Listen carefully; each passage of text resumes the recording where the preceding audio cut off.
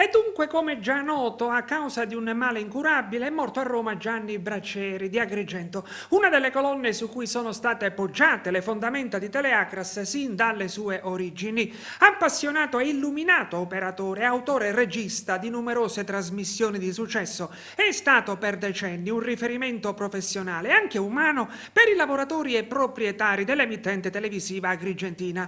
Persona affabile e empatica, capace di coinvolgere con entusiasmo e carisma i colleghi, di infinita disponibilità. Teleacras lo ricorderà sempre come una delle migliori pedine della scacchiera.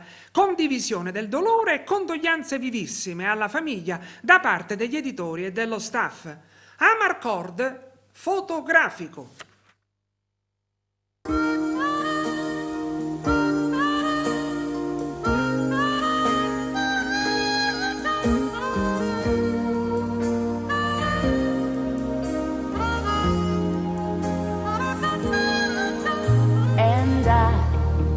Never thought I'd feel this way.